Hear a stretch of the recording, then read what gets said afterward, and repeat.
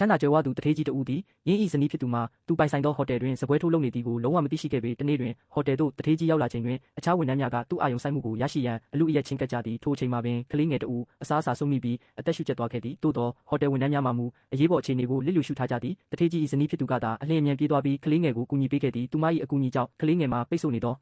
အစားအစာများကိုထွေးထုတ်နိုင်သွားပြီးကလေးမိဘများမှလည်းကျေးဇူးတင်စကားအကြိမ်ကြိမ်ဆိုကြသည်သို့တော်သူမမှာအချိန်ကြာမြင့်စွာထိုင်ထလုပ်လိုက်ရသဖြင့်တွေးတွင်းတကြားတက်ကြကမူးဝေလာခဲ့ရာတထေးကြီးကအချိန်မီထိမ့်ပေးလိုက်ရသည်တထေးကြီးမှာဇနီးသည်မှာကိုဝင်ဆောင်ထားရသူဖြစ်သည့်အတွက်အိမ်မှာပင်နားနေစေခြင်းသဖြင့်စိတ်ဆိုးဒေါသထွက်နေမိသည်သို့တော်ဇနီးတွေကမူတထေးကြီးမှာသူမ၏စပွဲထိုးအလုပ်ကိုရှက်ရွံ့နေသည်ဟုထင်မှတ်မှားသွားသည်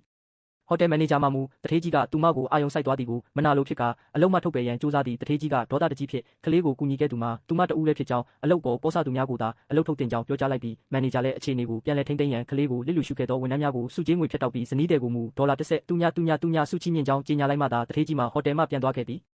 မန်နေဂျာမှာသူတို့နှစ်ဦးမှာလင်မယားမှမသိပဲတထေးကြီးကသူမကိုစိတ်ဝင်စားနေသည်ဟုထင်မှတ်ကသူမကိုအသုံးချပြီးတထေးကြီးသဘောကျမှုကိုရယူရန်ကြံစီတော့သည်သူသည်သူမကိုလစာ30ဆပေးမည်ဟုမလုံးပေးကအရက်ဖားတစ်ခုရှိတီးတန့်ခန်းသို့ခေါ်ဆောင်သွားပြီးအလုပ်ကိစ္စဟုအကြောင်းပြကတထေးကြီးကိုလည်းဖိတ်ကြားခဲ့သည်ဘားထဲတွင်ဇနီးတွေကိုမြင်လိုက်ရသောအခါတထေးကြီးမှာသူမသည်ငွေရလျင်မြည်သည့်အလုပ်ကိုမဆိုလုပ်မည်သူဟုအထင်မှားသွားသည်သူမထွက်သွားရန်ကြိုးစားတော်လဲမန်နေဂျာကအတင်းအဓမ္မထိုင်ခိုင်းပြီးတထေးကြီးကိုအရက်ခွက်မြောက်ပြမှသာထွက်သွားခွင့်ပေးမည်ဟုပြောသည်သူမအနေဖြင့်ငင်းဆန်ရွက်မရသဖြင့်အရက်ခွက်ကိုမလိုက်တော့လဲကိုဝင်ကြောင့်ပြုတ်အန်ကျင်လာသဖြင့်ခွက်ကိုချကာအိမ်သားသို့အမြန်ပြေးသွားရသည်တထေးကြီးမှာဒေါသပေါက်ကွဲသွားပြီးသူ၏လက်ထောက်ကိုမန်နေဂျာကိုအပြစ်ပေးရန်ညွှန်ကြားခဲ့သည်ထို့နောက်ဇနီးတွေကိုစောင့်ဆိုင်းရန်ဘားပြင်ဘက်သို့ထွက်လာခဲ့သည်သူမအိမ်သားမှပြန်ထွက်လာတော့အခါတထေးကြီးကငါတို့လက်ထပ်ထားပြီးသားပဲဘာလို့အလုပ်လုပ်ဖို့ကိုပဲတဆွထိုးလုပ်နေရတာလဲဟုမေးမြန်းသည်သူသည်သူမအတွက်ငွေပမာဏကန့်သက်ချက်မရှိသောဘဏ်ကတ် black card ကိုပေးထားခဲ့ပြီးမကြသေးမီကပင်ထိုကတ်ဖြင့်အသုံးစရိတ်များထွက်နေသည်ကိုသူမြင်ထားသည်သူမသည်သဘောထားကြီးဟန်ဆောင်ပြီးရိုးရှင်းသူတစ်ယောက်ဖြစ်တရုတ်ဆောင်ရန်အတွက်သာဤကဲ့သို့အလုပ်လုပ်နေသည်ဟုသူထင်သည်တကယ်တမ်းတွင်မူသူမ၏အင်မဝမ်းကွဲကထိုကတ်ကိုခိုးယူထားခြင်းဖြစ်ပြီးသူမကိုယ်တိုင်ကမူတပြားတစ်ချက်မှမသုံးဆွဲထားခဲ့ပေတထေးကြီးကသူမကိုငွေမဲ့သူတစ်ယောက်ဖြစ်ဆွဆွဲလိုက်တော့အခါသူမ၏စိတ်ထဲတွင်လွန်စွာဝမ်းနည်းသွားရသည်သူမကဒီကလေးမွေးပြီးတာနဲ့ကျမတို့ကွာရှင်းကြမယ်ရှင်ပေးတဲ့ပတ်စံတစ်ပြားမှလည်းကျမမယူဘူးဟုပြက်ပြက်တသားပြောပြီးထွက်သွားခဲ့သည်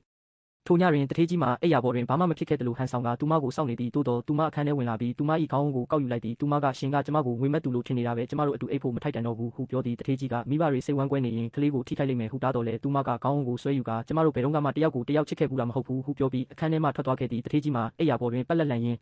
ဂယုမဆိုင်တလို့ဟန်ဆောင်နေတော့လဲအခန်းတစ်ခုလုံးမှာသူမ၏အနံ့အသက်များလွှမ်းခြုံနေစေဖြစ်သည်နောက်တနေ့မနက်တွင်သူမအောက်သို့ဆင်းမလာသည်ကိုတွေ့ရသဖြင့်တထေးကြီးစိုးရိမ်လာသည်အိမ်ပေါ်ကသူမမှာစိတ်ဆိုးနေပြီးသူရှိနေသည်အောက်သို့ဆင်းလာမည်မဟုတ်ကြောင်းပြောသည်ကလေးအတွက်အရေးကြီးသောကြောင့်တထေးကြီးမှာမနက်စာစားရန်အောက်သို့ဆင်းလာခဲ့ပြီးအိမ်ပေါ်ကိုသူမကိုတေချာစောင့်ကြည့်ရန်နှင့်အလုပ်ပြန်မလုပ်စေရန်မှာကြားခဲ့သည်တထေးကြီးထွက်သွားသည်နှင့်ဇနီးသည်မှာထမင်းစားခန်းသို့ဆင်းလာသည်သူမ၏ခင်ပွန်းကအလုပ်လုပ်ခွင့်ပိတ်ပင်ထားကြောင်းသိလိုက်ရသည့်အခါကွာရှင်းပြီးလျင်သူမတွင်ငွေကြေးတစ်စုံတက်ရရှိတော့မည်မဟုတ်ဟုသောစိုးရိမ်စိတ်ဖြင့်အိမ်ပေါ်မမြင်ချိန်တွင်တိတ်တဆိတ်အိမ်ကြီးထဲမှထွက်ခွာသွားတော့သည်